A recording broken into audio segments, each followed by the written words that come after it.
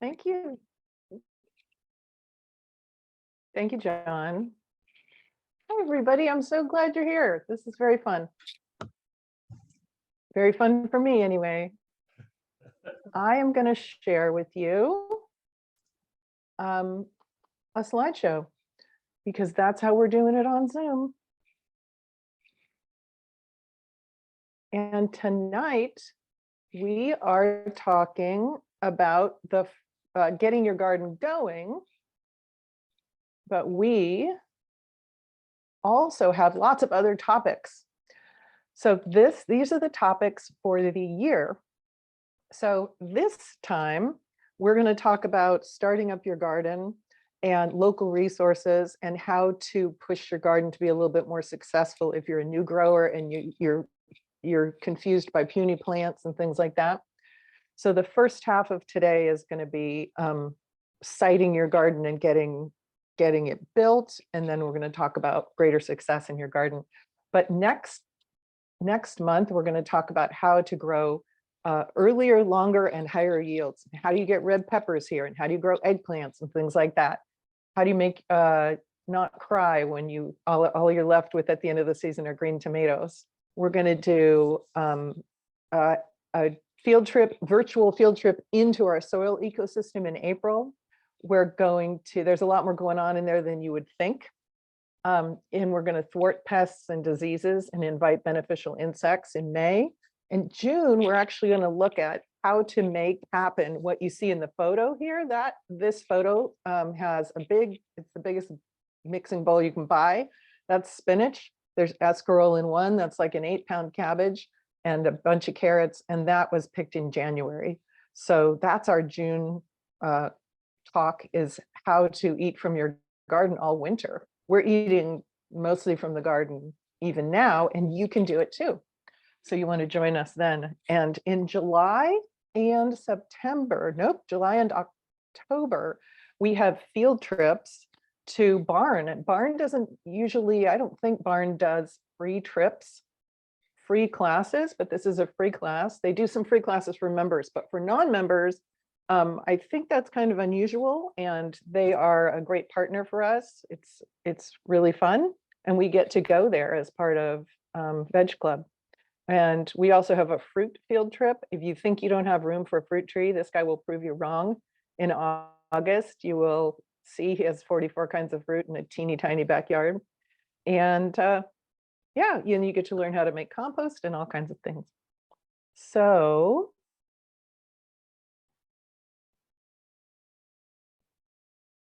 oh yeah, and you get a different resource page for every class that you come to. Last year I ran them all together, but this year I think I'm going to have an individual resource page. So almost everything that I talk about is on the resource page. And John does not have access to that page right now, but we'll get the resource page for you. Still have last year's. Yeah, I'm breaking them down this year, so I'm going to put that in the chat. Actually, I have to get out to do that.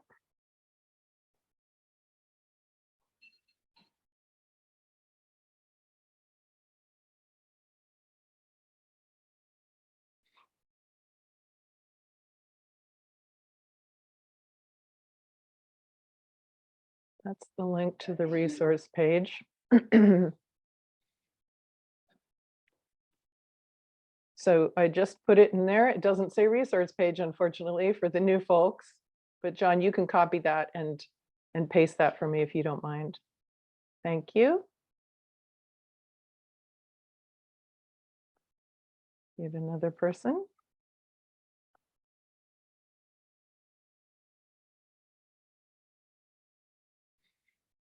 Sorry, that's taken a minute.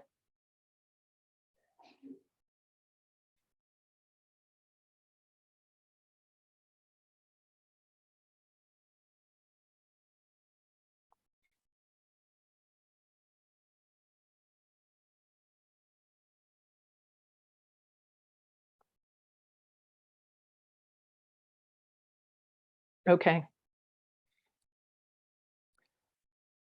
So the resource page has most of the notes, as I was saying. So tonight, what you're going to be able to do is find the best space for your garden. If you already have a garden, you might be wondering, where do I put a fruit tree? Where do I get more garden space? Even if you don't have a yard, we're going to find you garden space. We're going to choose the kinds of beds that you need if you haven't used them yet. And you can apply this if you already have a garden. You can think about different kinds of beds that you might be able to use in different places on your property, or maybe you want to switch your beds if they're not suiting you. And you're going to know, if you're new, you're going to know when it's time to dig, and it's not right now while the soil is soaking wet. You'll make bricks. We're going to give you many suppliers of seeds adapted to thrive here, and talk about how to read a seed catalog for a national company so you can identify the best varieties, even if it's not meant to be just for our area. And then know when to plant each crop in our area. Every crop, not a 5-month window when you could, sometime during the warm season, but specific times. You'll get planting calendars for that. And then know how to grow bigger, healthier plants. And you can have, of course, my list of resources. So first, where are you going to put that garden? This is one quick question for you. If you're planning out your garden, what goes in your sunniest spot? Multiple choice. The answer is D. And so the reason I mention it is for ourselves or people who are helping us design our gardens. If you have the luxury of planning out and talking to a landscape architect, people talk about time with family and barbecues and parties and pools maybe or something. And then as an afterthought, they say, oh yeah, maybe a garden. But put it out of the way so that we don't have to look at it. Well, look, gardens can be really beautiful. And if your sunniest spot is right outside your back door or your front door, I invite you to put it there, because it is beautiful. And that trying to rescue a garden that's not in your sunniest spot is common. People ask me to come help them find out what's wrong with their growing. And it often is that it isn't getting enough sun. So how do you do that? You find your sun by sun mapping. And so a couple of things that you might notice when you do sun map, and sun mapping is where you draw out your plot and you look for the shade and you draw lines wherever there's shade. So here in my yard, this looks like a place that would be great because it's really dry and hot, but it turns out it's just getting blasted for 3 hours a day. That's not a really recipe for a great happy veg. But over here, I get 6 or more hours, and it's warm because it's against a south-facing wall. Over here, this tree is getting bigger and bigger, so I have to be careful not to put my permanent beds right up against that shade, because that tree is going to get larger and larger. And if I just looked in my front yard, I would look out at 8 and there's sun there. And then I look out at 4 and there's sun. And I think, oh, that's great, it gets 8 hours, but it doesn't. And I invite you to think about that in your garden. I get sun from 8 till 1 over here. And I get sun from 11 to 4 over here. So that's why I know it's every 5 hours. I mean, that I get 5 hours of sun. So how do we know? Do we have to watch it all day? The traditional way is you kind of do watch it all day, although you go out at 8 and you draw in the shade wherever you see it. And then you go out at 10 and 12 and you just repeat this on a sunny day, usually in sometime the spring, the summer, or the early fall. So that's the traditional way to do it. And you don't have to do it all on the same day. One day you're home at 8, and then you set a timer for 2 hours later and you're also home at 10. But you're not there for the rest of the day. Maybe you aren't there for 3 days, but a few days later you can do your afternoon shade and look for it. And you end up with something looking pretty messy like this. But what it shows me is that this area gets quite a bit of sun. It only has one set of lines on it. Here's my heat and long sun lovers area. And then this is pretty good too. So I actually didn't do this for 30 years, but I finally got frustrated with my misunderstandings of things, like what was really sunny, what was sunny enough. And I did learn where I could put more stuff from this. So you may want to do it even if you have an established garden. just to know what else is going on in your garden. But so this is the low tech and traditional way, but now we have cell phones, so we can just take sun map photos. And that tells this person, I think this person did it every hour. And I think they're seeing that they get 2 hours of sun. So they're not going to put their vegetable garden on this side of the house. But you can also, you don't have to just take photos. You can also use an app. So Lumos used to be an app for Apple. I'm not sure if they still have it, but I'm using this photo because I want to show you how the apps work. You install the app and you, at any day of the year, go and wave your phone about in your garden, looking to the south, the southeast, and the southwest, and it shows you a little line of suns. So this person can see from where they're standing right at that minute, where their feet are, is going to get 4 hours of sun, 3 hours of sun. There is a 7 o'clock sun, but it's on this tree, which means the sun's going to be behind the tree, and the noon sun is behind that tree. Some of them don't have actual big suns. They have a line like this. This one's called Sun Seeker. This is on the resource page, and it is for iPhone or Android. And right here we can see this is April 7th. And this is where the sun is going to go down. So this person's looking to the southwest right now, or to the western sky. And one thing we have to be careful of now is that this looks like this person would get sun, and they would in April. But once these trees leaf out, they're not going to get sun in this position. This other line is the highest the sun is going to go, and it is on the solstice. So this is the highest point that the sun will have all summer long.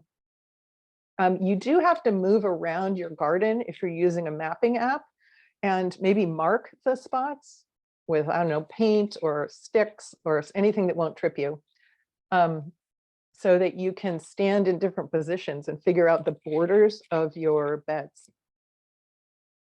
Does anybody have anything to say about apps? Like you've used one before? No, nothing. Okay. Your sunniest spot might be in your front yard. And there are a lot of people around here put food plants in their front yards. You may not notice it because they just kind of blend in sometimes, but there is quite a bit of food in front yards around here. And I intentionally picked not photos here that weren't the most gorgeous, because it's okay for them just to be in boxes and in your front yard.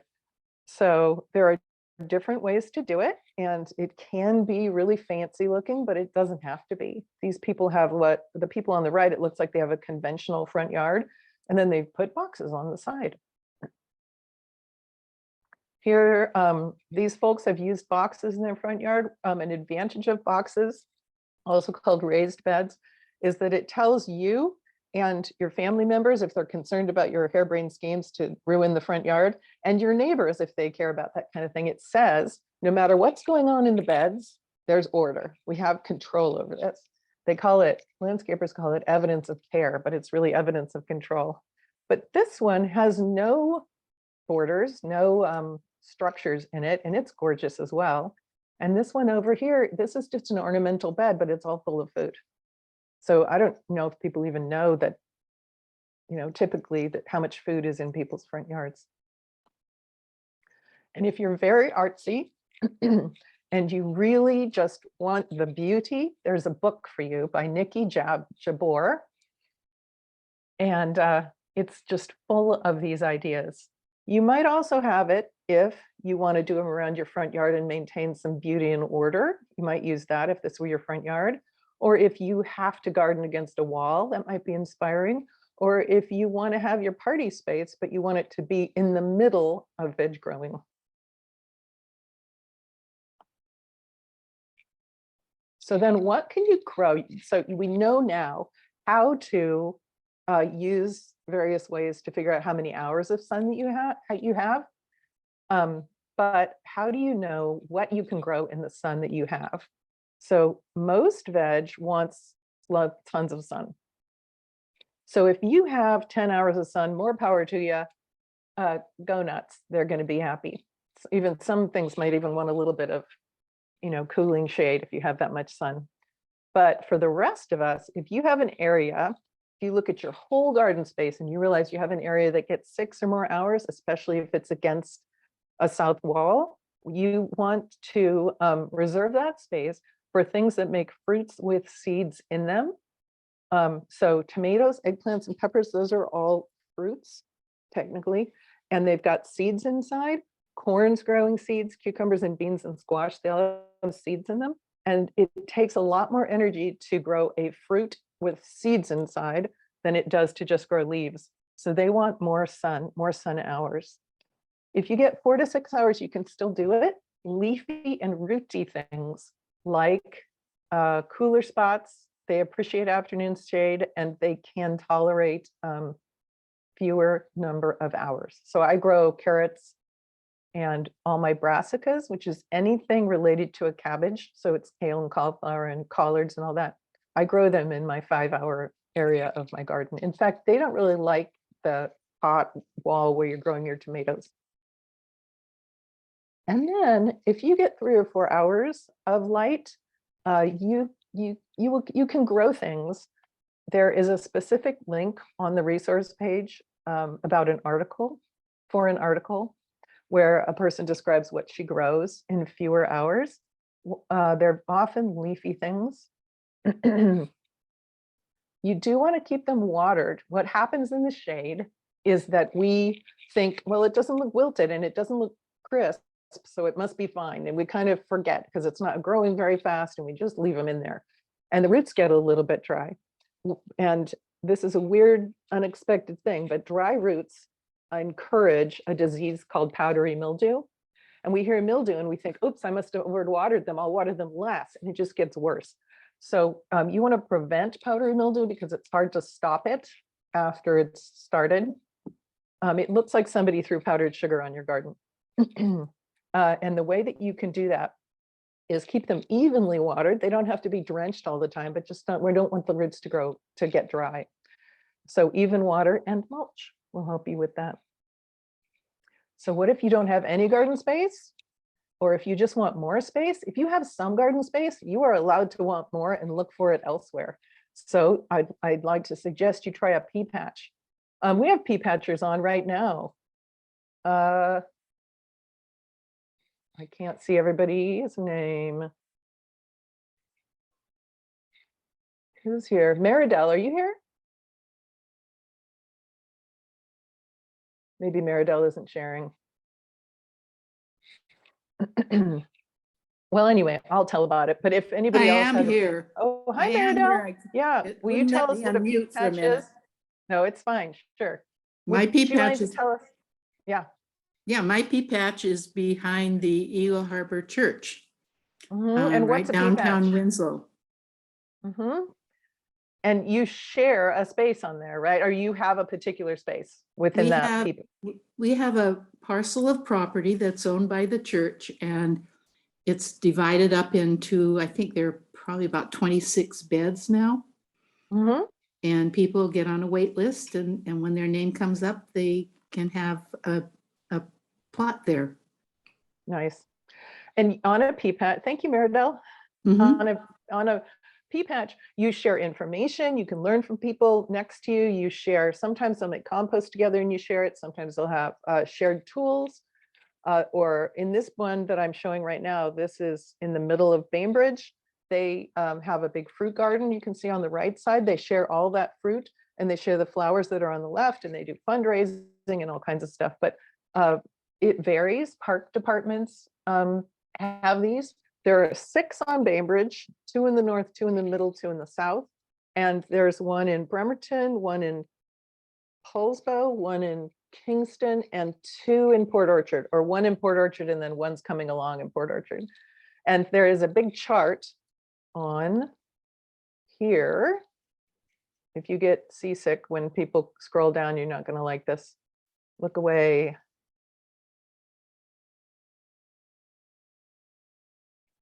Big chart down here.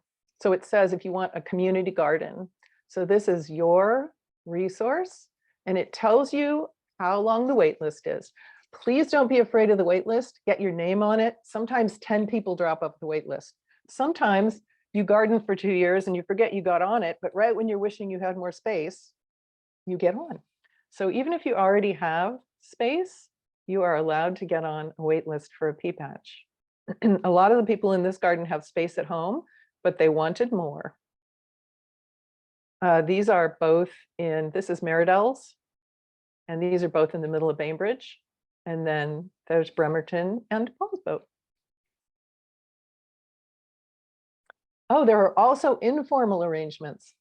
Put the word out that you want to know if anybody has space, they have beds and they're bad, their back is bad now, or they're just tired of working on them, or it's too big or something like that.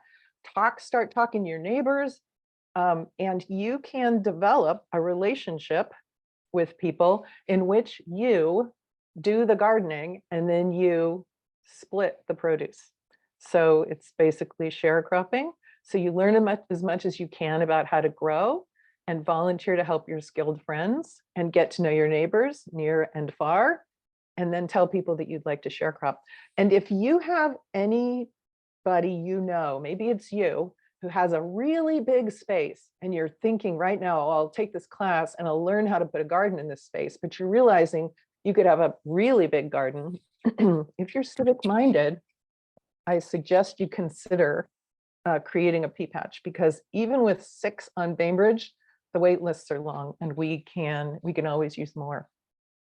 And I can connect you to people who have done that before. So now you know where your garden's going to be. What kind of beds do you want? Let's look. So we've got raised beds and in-ground beds I'm going to talk about today. So this is a raised bed, and these big tanks are also considered to be raised beds. These are in-ground beds effectively, even though they have a little bit of a rise to them because they're not getting most of the benefits of a raised bed. So what are those benefits? Here are some raised beds. If they're really raised, you can use a wheelchair and have access to them. All of these have the advantage of better drainage. So if this ground were really soggy and hard to work in April and May, and it doesn't dry out until June when the tomatoes would put their roots down into that soil, you could have raised beds so that you can garden in the earlier spring.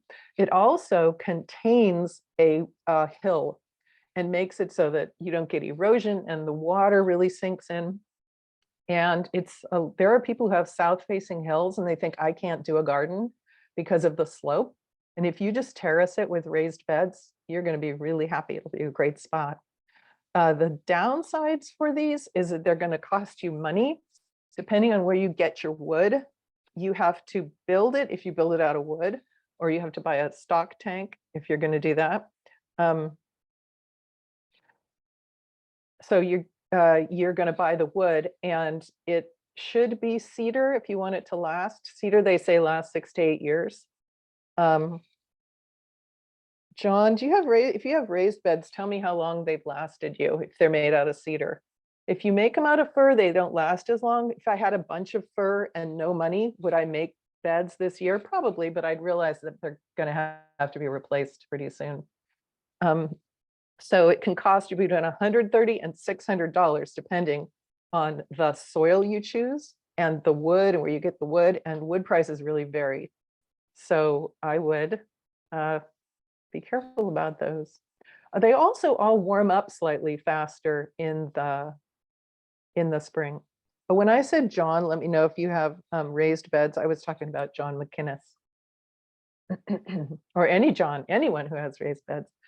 People give away free logs sometimes. So this is a possibility, making raised beds out of these. I would not use wood because wood rots so fast here. I wouldn't use these wood stakes is what I mean. I'd use rebar to reinforce it.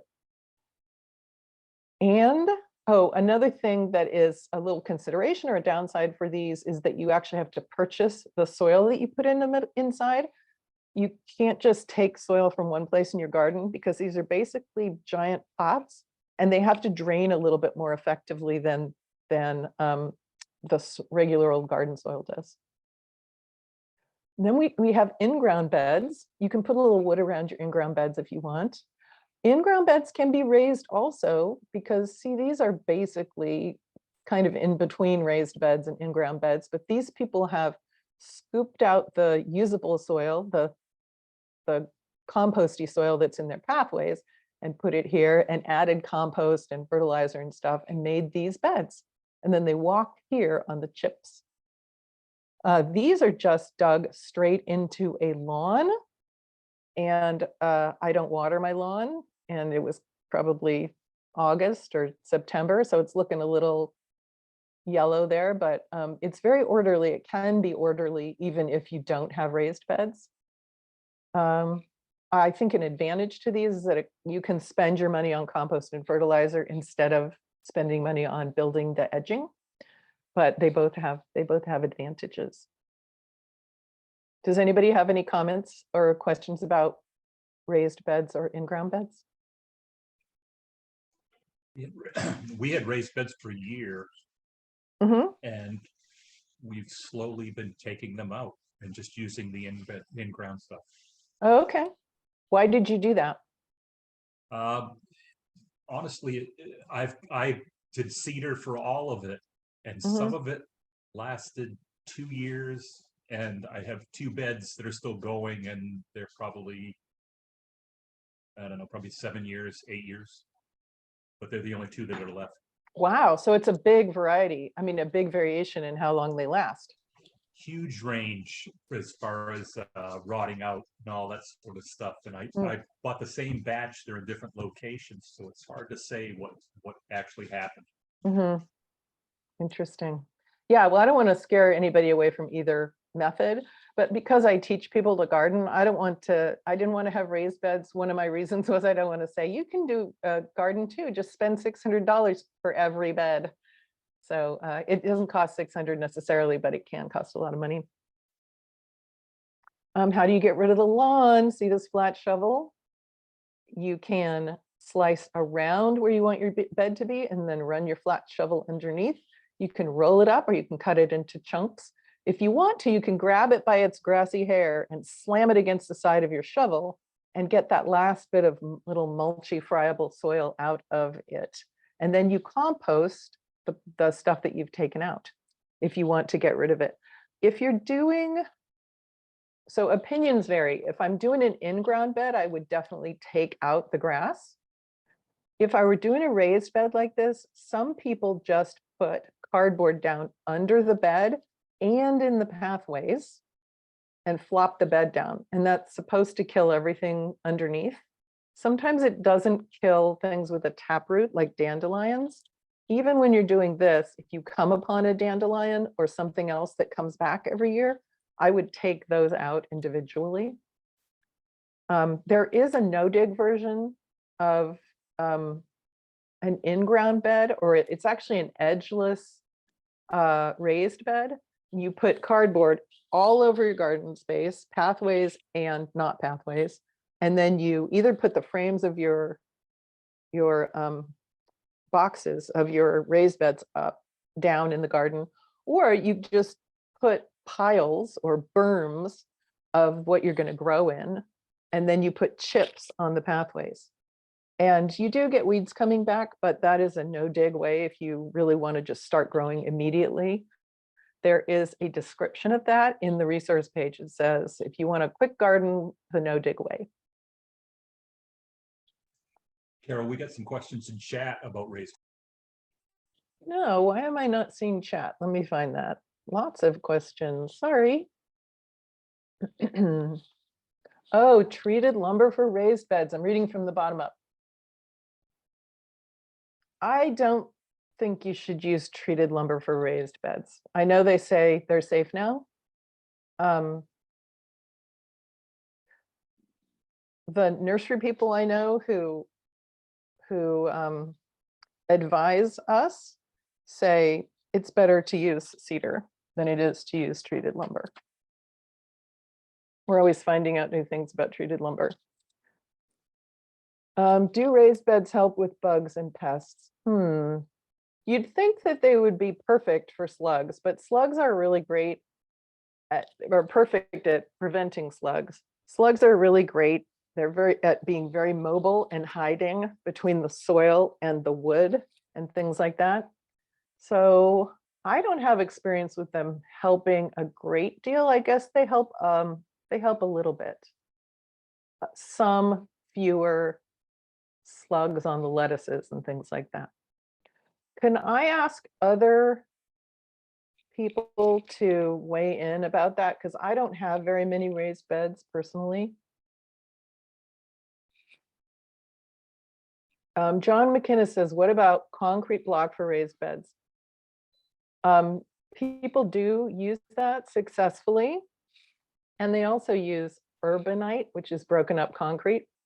I know one person who is trying to grow blueberries in a concrete bordered bed, and it's not going well. And he and another blueberry grower actually think that it's because it influences the pH. But for raised beds, people do successfully use concrete block. It can, oh, sorry, John? I use concrete block on my compost pile, and I always thought, I don't do raised beds, but I always thought if I did, that would be a simple way of kind of Yeah. easily restructuring if you want a different shape or whatever from year to Oh, year. yeah, it's changeable, very changeable. Yeah. So I've never Yeah. done the raised bed, but I always thought that if I did do it, that might be the way I'd do it. Yeah. Once things heat up, it's also a heat sink, but before they heat up, it's probably pretty cold. But it's not going to rot, which is a good thing. What about aluminum siding or other non-wood siding for the beds?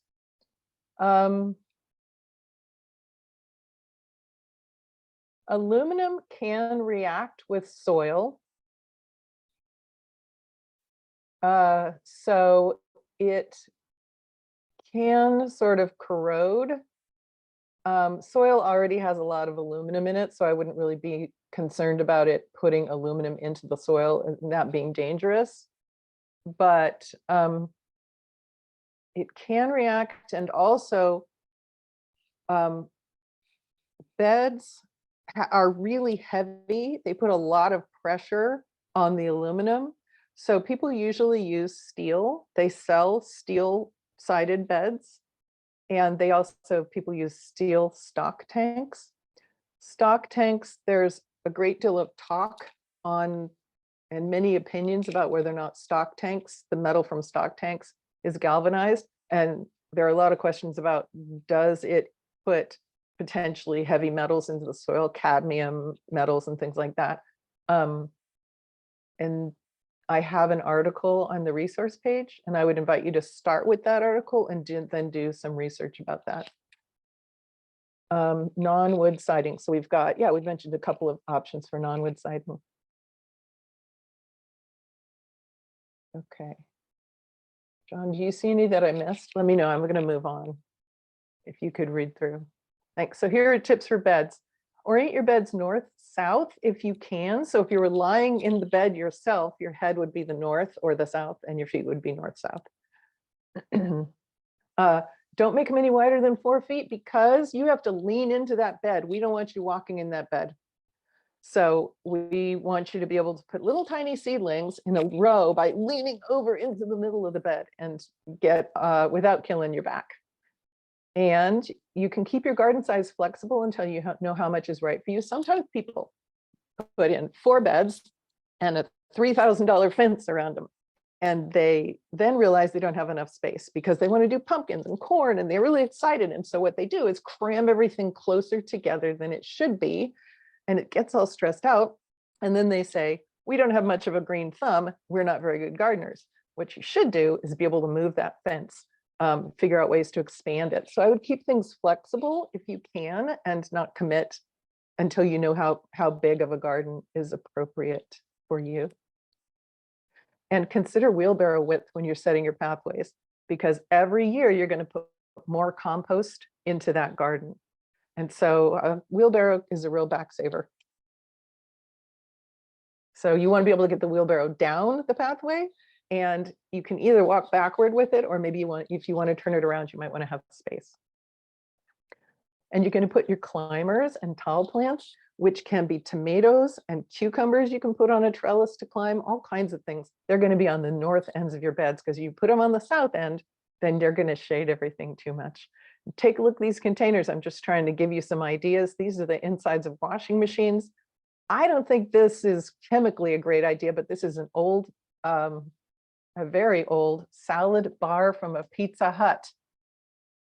And here we have little containers with great big lettuces. I'll tell you, containers are great, but you have to water them more. This lettuce probably requires water at this point, maybe twice a day in its growing here, because it's got lots of roots packed into that tiny space. And this person is probably feeding with a soluble fertilizer once a week.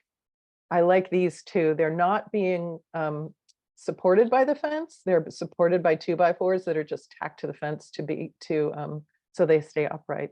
But that's a good space saver, I think. And here are some tips if you're going to do containers. Your containers need holes in the bottom. Some people don't know that. They need more frequent watering. You're going to do that fertilizing I just mentioned. And bigger, deeper containers are better. Tomatoes, 5-gallon minimum, 40 gallons. Tomato would love a 40-gallon pot if you had one like that. And oh, if you have a little shallow pots or a bed, lettuce, strawberries, and herbs like those. So what are you going to put in the bed? What do you put in the bed for soil? Well, if you have raised beds or pots, you buy a product to put in them. So it says potting mix if it's pots, it says raised bed mix. In this case, it's both. There's an example. And you're going to fill your garden bed all the way up. If you build a 1-foot tall bed with wood, and then you fill it only 8 inches tall, it's going to settle to about 5 inches, and you've wasted that depth. So I fill it pretty close to the top, like within an inch of the top, and it will settle down. That's for everything that I put into the bed. So that bed isn't only going to have raised bed mix in it. You may want to put compost in. If it's a very grainy bed mix, very lightweight, that doesn't seem like it has much compost in it, you want to put probably more compost in. And in fact, at Bayhay, this is my experience, they say if you buy this one, that's fine, but you're going to want to add compost to it. And they can advise you about that. You would add an inch or 2 of compost into it and dig it in. And you're also going to add, just for beginning our gardens, a vegetable garden fertilizer that's organic. Later in the spring, we'll talk about why organic is useful. And it's balanced. So you put that fertilizer in and the compost, and you just dig that into the top 8 inches. In future years, you're going to add an inch of compost and fertilizer, according to the recommendation on the bag, into the top 8 inches every spring. So you're just going to gently turn that in. You don't have to rototill or anything like that. Gentler turning is more, it's kinder to your garden. And in future years after that, I would suggest you get a soil test, because if you just keep putting the same fertilizer in every year, you can sometimes get mineral buildups that aren't very healthy for it. So are there people who put the same fertilizer in every year for 50 years and it's fine? Yes, but you can learn about soil tests when we do our soils class. And for Carol, in-ground, Keith has a question. Oh, height of the beds. Oh, thank you, Keith. I'm trying to speed along here, so I might have skipped that. Sorry. 12 inches minimum is usually the recommendation. Some people do 18 inches or 2 feet tall, but if you do 12 inches, you'll get the benefit of drainage and you'll get the benefit of the earlier heating. So for in-ground beds, you take the plants out of the surface soil. Don't just turn the grass over because it's going to come back on you. And then you stab a fork as deeply as you can possibly get into the ground, which for me is only about 8 inches because we have those glacial cobbles underneath. That's okay. If you can't go any further, that's all right. So this person is going to stand on that fork and rock it back and forth and get it as deep as she can. And then she's going to pull backward on the handle, just straight back. So the ground cracks and opens up. And then she's going to put on 2 to 4 inches of compost. I would go 4, that's my method, and some of this balanced organic fertilizer. So you put those both on, you don't have to dig them in separately. And then you turn that into the top 6 or 8 inches of soil. And then you even it out and you're ready to go. And in year 2 and beyond that, you're going to add an inch. Some people only do half an inch, but if you're a beginning gardener, you're probably going to be fine adding an inch for a while. And you're also going to add fertilizer. So next year, when you do this, you have to add fertilizer because we're mining the soil. Everything you eat has almost everything you eat that's in those plants comes out of the soil. And in the future, you can get a soil test. And we do not need to pulverize our soil. Chunky soil is good. Here's compost quality and cost. So you can get it in bags, it's more expensive. The worst compost you can get will cost you $75 for a cubic yard. And it's not good stuff. You can go more expensive, and in bags, it's going to be considerably more expensive, but there are advantages to bagged compost that I'll tell you about in a minute. If you get it delivered, it's less. And if you pick it up yourself, it's even less. So I just like to acknowledge that there are local manufacturers of compost. So the bagged stuff is centrally made and there are advantages, and there are local composters. So you have to decide what your tolerance is for the pesticides or whatever you think other people are putting on their gardens when you buy locally made compost. So let's think about that. So we're going to think about herbicide residue in locally made products. And there are advantages and disadvantages. So bag products usually don't come from yard waste. Usually you can read the bag. So if you think I don't want a chance of any residue of anything from somebody else's garden use to be in my stuff, I'm going to buy bagged product. But let me show you, I'll talk about Olympic Organics, which is in Bremerton and Kingston. And there are advantages to the locally produced compost. For example, Olympic Organics uses town and country veg trim, our yard waste, and local manure, which would just create pollution and nitrogen runoff and methane and things if we weren't using it. So that's really great that they're composting and making this new stuff. So some people say, no, I won't use that because I don't know what's in other people's yard waste. That's legit concern. So there definitely are advantages and disadvantages. I will say that Olympic Organics, and I don't mean to single them out as superior, but they are the ones I've talked to about these 2 very persistent herbicides that show up in manure. And before they accept manure, they sort of contract with one sort of barn owner at a time.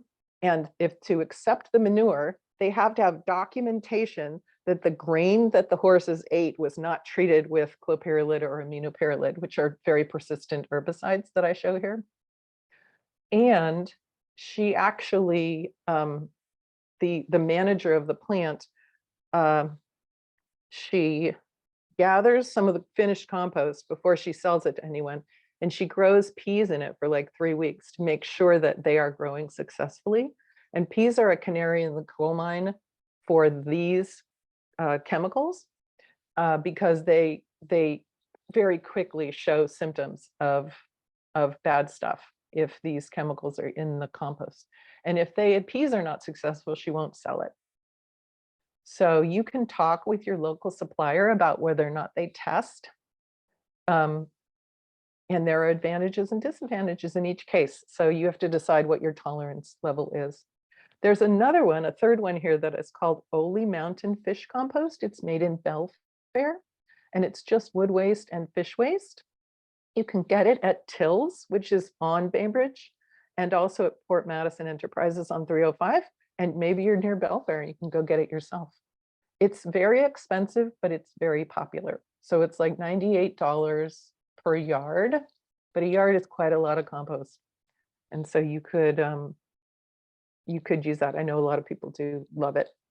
And there was a company called Vern's and that I was going to tell you about, but they shut down a month ago. Let's see, it says here, if you get a truckload of Bainbridge Bounty type of garden dirt, is that good enough to start a garden? Do you need to amend ASAP number year 1, 2?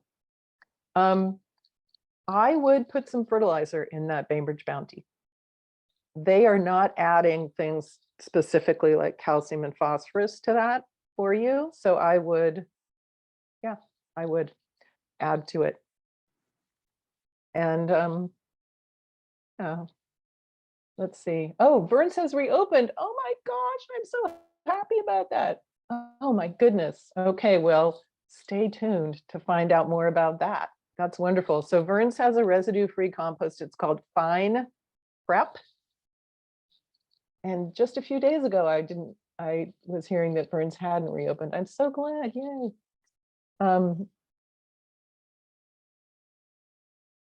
Anna wants to know, should I be concerned about fertilizer runoff getting into the surrounding soil and our water source and the wetland on our property? Yes, this is why we don't want to over fertilize. We want to be careful, especially late in the season. We don't want nitrogen in our soil late in the season, in our garden soil, because it will get rinsed out and it will go into your wetland. So I would just come back for the soils chat,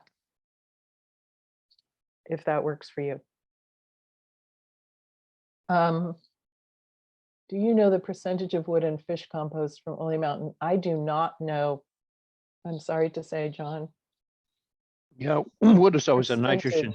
Yeah, wood is always a nitrogen stealer. So I was curious what that ratio might be. But I can give Yeah, them I a call. do know. I do know it's very rotted. Like they take a couple of years, and it's quite fine.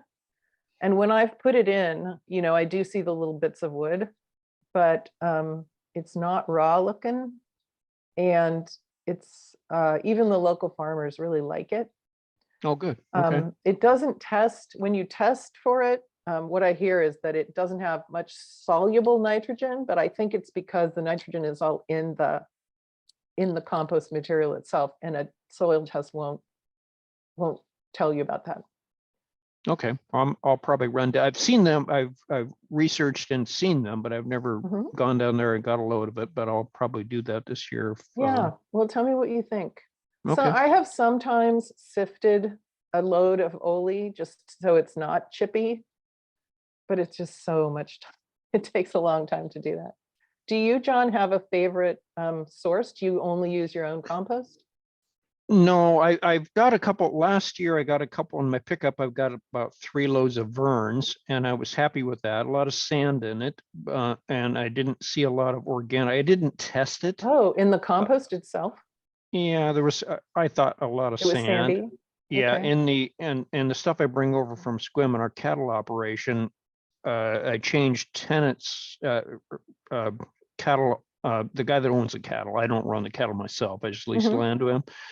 But he uses a lot more wood than the previous guy. So I ended up with a lot more hog fuel and sawdust in my compost this year than I thought. And that's, you know, until that degrades. So Yeah. that's a bit of a challenge, but I was just curious what they might do down at Ole, but I'll give them a call and ask Yeah, them you some can take a questions. look Go at get it. one.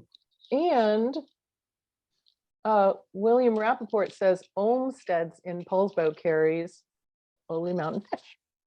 Oh, Yeah, okay. do look around. Yeah, I was just there a couple days ago. Nice place.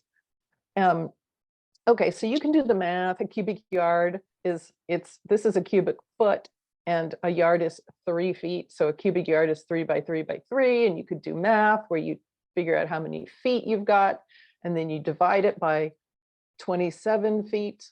So if you have 32 feet here and you have 27 feet in a yard, then you need 1.2 yards. Some places will say, we'll only give you 1.5 or 3, you know, but you can figure it out. Or you can calculate, you can go online, just put in compost calculator and put your numbers in, it'll tell you how many yards you want. that also counts for, you know, if you're filling a raised bed 1 foot deep. So amendment tips are, don't dig when your soil is soaking wet. Dig down, get yourself a shovel full of soil, squeeze it. If you open your hand and it turns to powder, that's too dry. But if you open your hand and it looks like squishy clay and you poke it and it just goes squish, that is probably still too wet. When you poke it, it should kind of fall apart into a couple of chunks. So that is about right. So you can dry and warm your soil early with clear plastic 2 weeks before digging. So if you're thinking, I'm going to do this, I really want to get this going, get yourself some refuse plastic from a mattress shop or a big box store, or I'm not trying to encourage anybody to buy more plastic. And hold it down with rocks over your place you want to dig. I say clear just to dry it out. You can use any color of plastic. You can use black, but if you want to warm it up, then you use clear. So that would be if you want to put your peas in. Pretty soon it's going to be time to put peas in, and you can take a small piece of plastic and put it over your bed, the spot where you want to put your peas in. Hand digging is better for your soil structure, and the microbes like it a lot, and you need microbes in your soil. And if you're going to make your own compost from manure, we should talk about those herbicides that I mentioned that are in manure. So unless you already have a source, but I just mean for somebody new who's decided they're going to use a lot of manure, talk to me about that. Oh yeah, I just want to say, if you can't protect your beds with a fence, because maybe you're a renter, I like these motion activated sprinklers. You can say how far to the left it goes, how far to the right it goes, how far in the air it goes, and how far forward it goes. So you can just cover your garden, and it's got a knob on the back for sensitivity, and it has an on-off as well. So you will forget to turn it off once, and it will shoot you violently, and then you will never forget again. And you can adjust this so it misses your Carol, that's not pathway. necessarily true. Oh, okay. You I will got get caught shot. about 4 times last You year. will with get mine. caught 4 times. Yes. Well, I guess it depends. I was like 3 inches away from it when it went off. Yeah. Okay. So you will, it depends on how sensitive a human being you are. But yeah, I think they're very helpful. I haven't had to use them the past few years because my neighbor's got a giant dog. But you can also do this. This is not fencing, and this is not bird netting, and this is not a hog panel. So on the, I think it's next month, I'll tell you about these. These are super mobile. They're very easy. They protect your beds really nicely, and you can use them to also make your garden grow better and longer and ripen up better too. So come back next time to learn all about that. Now we're going to make you feel like a food growing genius. So if you have gardened some and you're thinking you'd like to feel even more like a god of growing food, this is for you. And if you've never gardened, I think these are really good tips, and do holler if you have more tips. First of all, right plant, right time. All the things on the left love our cool spring weather. All the things on the right don't love it. Can you see that those all have seeds except for the basil? They all have seeds in them, and we eat them so that we're eating the fruits. So those things like it to be really warm, like 1st of May is sometimes too cold for these things, and we should not put them out unless we have protection over them, which you can learn about next month. But these guys over here, see that there are a lot of leaves and roots? A lot of them are related to cabbages. There's lettuce and chard also, radishes and carrots and peas. Peas do have seeds, but peas like cool weather. So they're going to like being planted in our spring. These also get planted ahead, but they need so much heat that we grow them inside for weeks and weeks before we put them out in some cases. So tomatoes, eggplants, and peppers are the things that have to be grown ahead in a protected environment. So that's why people often buy, they buy starts.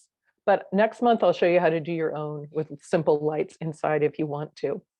We do direct seed beans. Basil grows really fast. If you can keep it warm, it'll start to grow really quickly. I always grow my basil. I start my basil under lights or in cells at least. and I don't direct seed it. Whoops. Ta-da. And pumpkins grow super fast, so you do not have to do those under lights for very many weeks. They're usually, you start them and they're ready to go into the garden in a couple of weeks. But anyway, right plant, right time is that these are the spring ones. And these like later heat, hot heat. So also for right plant, right time, don't use a national planting calendar from some national publication because they go by these zones and our zone is yellow. Look who else is yellow. Our needs are not the needs of this area. Here are two places that are in the same zone, Albany, Georgia, and Seattle, Washington. So we're not going to use planting calendars from national sources that don't know about the Northwest. So we want a Northwest planting calendar. Here are two kinds. They're on the resource page. Here's one. I'm looking at bok choy, and they say anytime from March to October. So this is a graphical calendar, and I don't prefer these, but if you're a very graphical person and you think that people tell you what to do very specifically too much and you don't like that, you like a big broad possibility window here, window of possibility, this might be for you. I would say if you're a new gardener, your best bet for planting bok choy is after the middle of June. So right about the center of this would be a best bet. If you plant it too early, it's very photoperiodic, which means it will try to bloom really fast. If you plant it too late, it won't have time to grow. So the reason I like very specific calendars and not these broader calendars is I want to know, when am I going to feel like a genius? Not what is the 7-month window during which it might work out. So, but I did put this one in for you if you are interested. So I like this one, and I give you this in the resource page. So let's look at April. He tells you all these things you can do in the first half of April. It's a 2-week window. He even says really specific stuff. If you're going to do eggplants, start it inside around April 1st. And then I can look at it and say, no way, man, I'm not using your dates. I'm going to go 2 weeks later or 2 weeks earlier. But at least I know exactly what is successful. And this guy also produces one specifically for planting food that you're going to harvest in the wintertime. You can click around on his site or come back to our winter eating class. You're going to choose Northwest adapted varieties too. Number 2, for feeling like a food growing genius, especially for warm weather crops. So peas and collards and cabbages and things like that like it here all the time. But if we're doing those warm weather crops, we often want to look for Northwest adapted varieties. So how are we going to get those? We have so many places that are trying to produce and succeeding at producing warm weather adapted seeds for our area. This is just a few of them. And on the sheet, I'm going to be scrolling again, so look away if it makes you sick. On the resource page, here we have Northwest seed sources. It tells you where they are, what they sell, anything special about them, and then you can just go through here and click to your heart's content and look at the things that you can get. And Northeastern catalogs can be great too. Your latitude matters more than longitude. So if it's a northern catalog, even west coast of Canada, they have some great seeds for us. So these are the words we're looking for if we're looking in a catalog that is national or is Northeastern. So some of the Northeastern seed catalogs that I like, High Mowing, I think is in Vermont, and Johnny's, these are on the chart as well, I think. Johnny's at least is.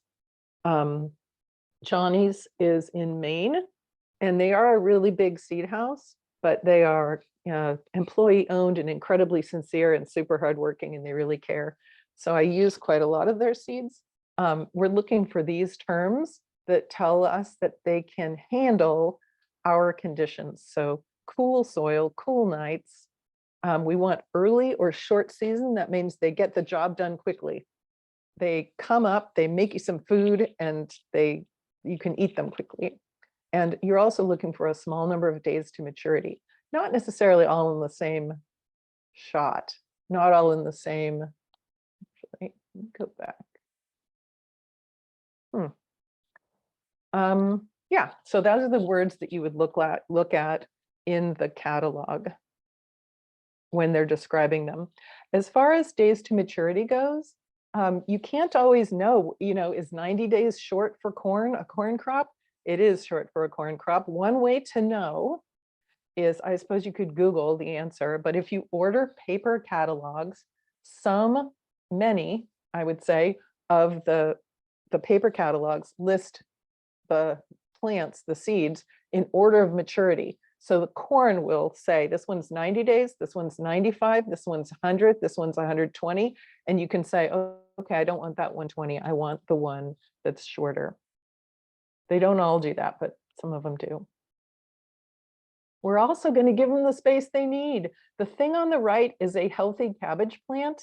That is what cabbage plants look like when they're really producing a big cabbage. That's not a freakishly large one. I get cabbages that big. It's 3 feet across, maybe, a little 3.5 maybe. But I know what happened on the left side. They sell cabbages at the nursery in 4-packs, and we hate to kill them. And so we find a space, and we saw something on Pinterest where there were massive cabbages like this growing out of teeny tiny pots. But that's not the truth, because they probably picked those and stuck them in the pots.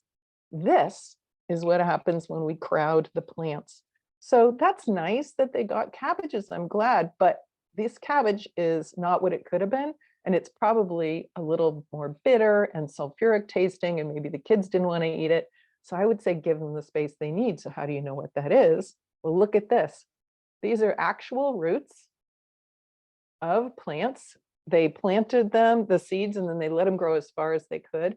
And they cut down so that they could see how far they'd gone. This is a foot. This is an onion, by the way. And then this is when they can go as far as possible. In my garden, they hit rock, and I don't think they go this far. And this is a carrot. Look at how far it can go if you let it go as far as it can. Now, I'm not saying you need to plant your carrots 6 feet from all the other carrots. They can definitely share root space, but it's just to emphasize to you that there is a lot going on under the ground that we don't necessarily, think about. In fact, a plant typically, if it's this big above ground, it's that big underground.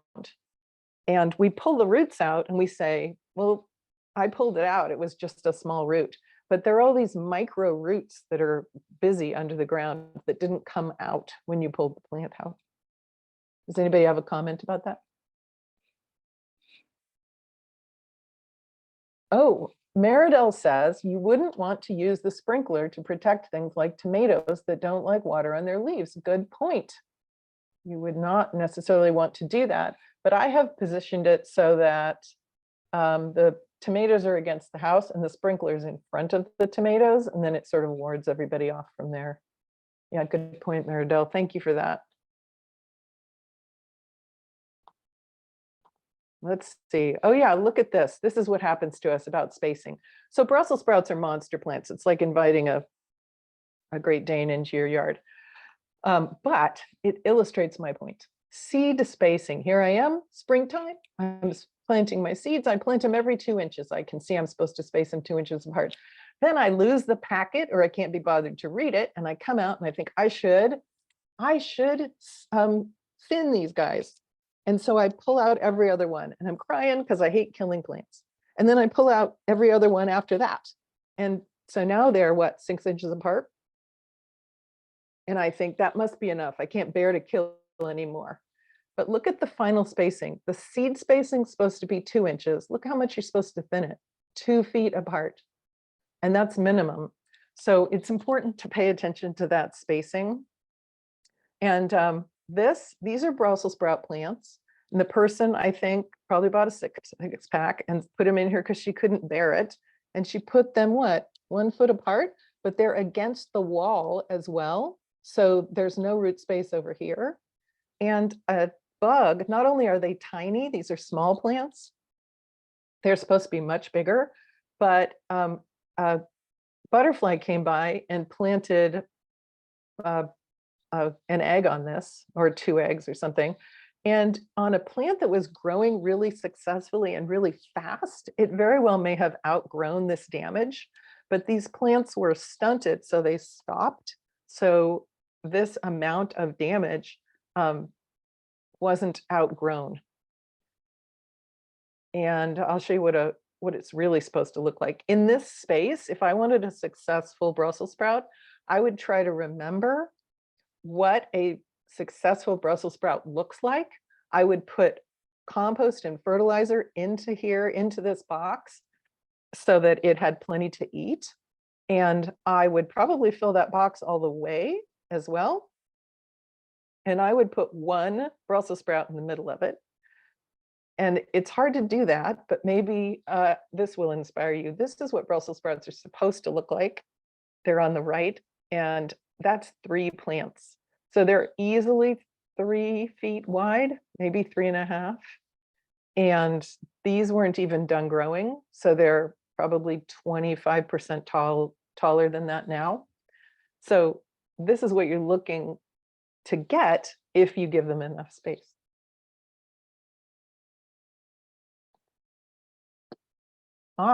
And seed catalogs tell you how to plant in rows.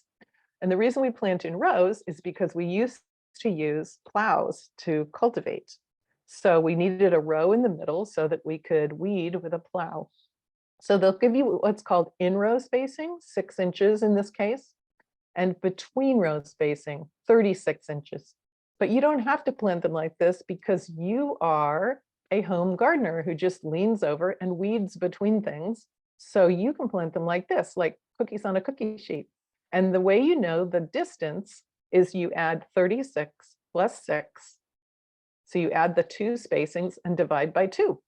So that's 42 inches, divide it in half, that's 21 inches. So it's not 21 inches between the edges of the plant, but center, on center, 21 inches from here to the middle there. And it can save you space if you do that.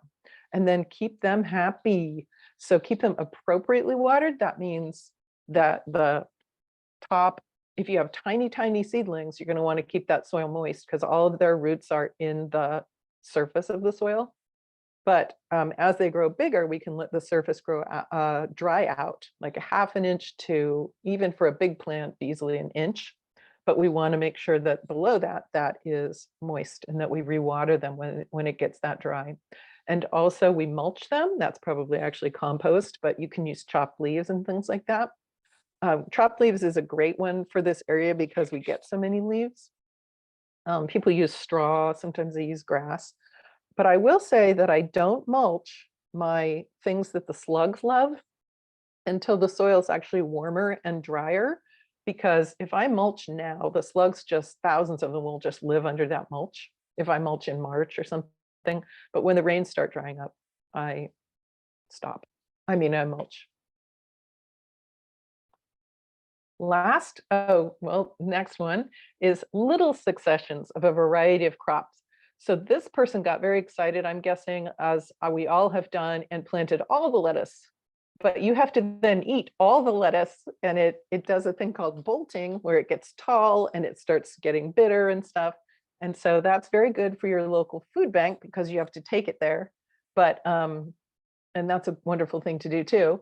But if you want to just have food from your garden all the time, you might want to do something more like on the right side where this person's put in 5 lettuces. And you can do like 6 lettuces, and then 2 weeks later you do 6 more lettuces, and 2 weeks later you do 6 more, so that you can successfully just be harvesting all the time from your garden.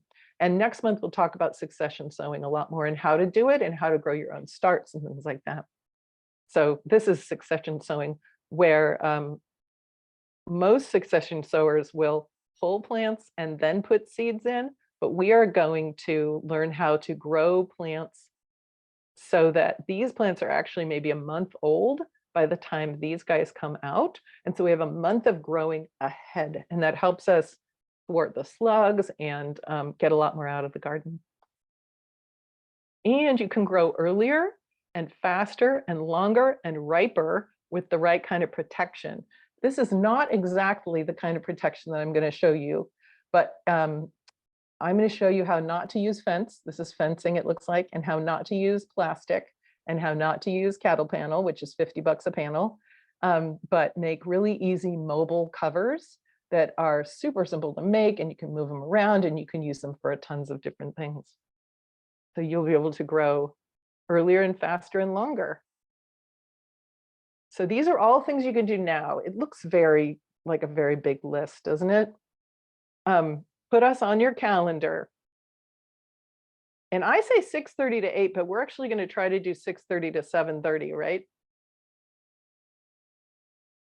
I think we are. Anyway, John said we are. We're shooting for an hour-long session, but right. if it goes a little over, it goes a little over. Yeah. You can map your sun if you need to and pick your garden site. Get your materials if you're going to do raised beds, and your fertilizer and your bed mix. And oh, collect yogurt tubs. You know those quart yogurt tubs, the tall ones? Start asking all your friends for those, and you need lids because we'll make some beer slug traps. And they don't work very well later in the summer, but I think they'll still work if we do them right in March. They work really well like now, but you can, if you want to, collect some yogurt tubs, and I'll show you how to use them. And if you have carrots or parsnips, any root things in your garden, they're going to start resprouting. And so I would pull them out and put them in your fridge if you have them now. But if you have Brussels sprouts or kale or cabbage, I've met people who don't realize that they resprout in the spring, and you can eat all of those resprouts and their blossoms before they open. They'll make these little blossom heads, and then you can eat those, and they're delicious. Some of them don't do it until April.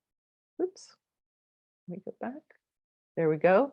And cover up your wet soil if you want to start digging. You can just wait as well, but if you are intent on building your beds now, then cover it up for at least a couple of weeks before you do that. And you can plant peas between mid-February and mid-March. And so in March, this is what we're going to do. We're going to make those covers. We're going to make heat lovers more productive. Oh, by the way, these are about 8-inch long peppers. They're like sweet, super sweet red peppers. And this is from October last year. And you can harvest earlier and overlap your plantings and save space and learn how to do lights. So all that's happening in March in our next class. And I'm just reminding you about the resources page. And you know what I think I would do? So I'm going to tell you that I'll see you in March, but right now I'm going to put my email in the chat. And if you'd like a reminder or to be on our mailing list, and it's just mailing for things like, hey, we're going to do this field trip to the fruit guy, or we have a class coming up, or here's another opportunity. It's not a whole lot of stuff. But if you'd like to be on the mailing list, would you please use this email that I just put in to the chat? If you can't see the chat for some reason, it's Carol, C-A-R-O-L, at Hawk App. So it's Hawk like the bird, H-A-W-K, A-P-P like application.com. And you can email me and say, please put me on your mailing list for Veg Club. And I think that's it. What comments and questions do we have? Does anybody want to tell me I was wrong about things? That I'm always glad about that. Glad to hear that.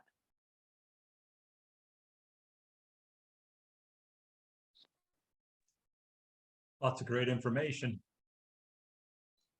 Thank you. All right. I don't think you're wrong about anything, but on the resprouting. You talked about various different plants resprouting. I have fennel resprouting now. Does it grow to a Mhm. complete plant, or does it, is it like cabbage where you get the second year? If it's resprouting now, you will probably get blossoms, right? Like leaves and blossoms, that's its plan. Right now I have, it's about 2 or 3 inches tall, and it looks like a little, one of them is shaped like a little fennel plant. I haven't grown fennel plants probably for about 10 years, but I did last year. Mhm. So, and it Mhm. looks like it's like a nice little bulb forming and that type of thing. And I took a couple of them I dug up and I stuck in the compost pile for now. And I was going to repot and then replant when I redo the garden shape this year. But I didn't Mhm. know if they were like cabbage where you don't get the original plant, or if Yeah, they you were don't get a head of cabbage, it blooms right exactly. away. Yeah. Whether or not they're going to bulb up kind of has to do with hormones in the root, and they have been on the original root. They came off the original root that you Yes. cut. Is that right? Yes. So I would bet that they have vernalized, which means they've gotten cold and they realize that it's their second year. So Okay. vernalizing means they've spent a year. So the plan, the survival plan is that fennel builds a big bulb, and then it's Mhm. going to overwinter with that, and then it's going to use the energy that's in that and in the root to make seeds the following year. And I bet those babies will try to make seeds, but you could grow some out and see if they vernalized. Yeah, I think I'll try. What the heck? Might as well. Yeah, let us know. Come back and tell us what happened. Okay. Yeah. Anna has a comment. I have a kitchen top food composter that dries and grinds the food waste. Are you familiar with using this stuff as fertilizer? So it grinds. I'm not familiar with the food cycler. If it's just dried food that has not been rotted by bacteria. Oh, right. So it's food that hasn't been rotted by bacteria. I would think that depending on what it is, that it would break down quite quickly, but it's going to need time. It would have to turn into fertilizer in the soil. So if it has a lot of nitrogen in it, it might turn into fertilizer successfully. And if not, you might want to put it in the ground, say 3 weeks before you plant anything, even longer if you can. Put it in the ground so that it can decompose into nutrients, into fertilizer or compost.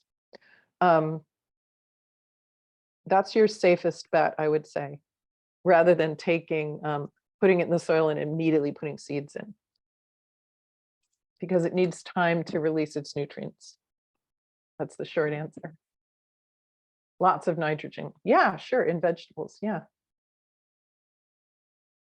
You're welcome. Thank you. Thank you all for being here. All right. Thank you, John. Thank you very much to John Fawcett. Thank you, Carol. Can't think of a better way to spend my evening. Oh, that's a wonderful thing to say. Okay. All right. Well, take care, everybody. And I hope to see you next month. Oh, Keith is telling us they have a Lomi, and it's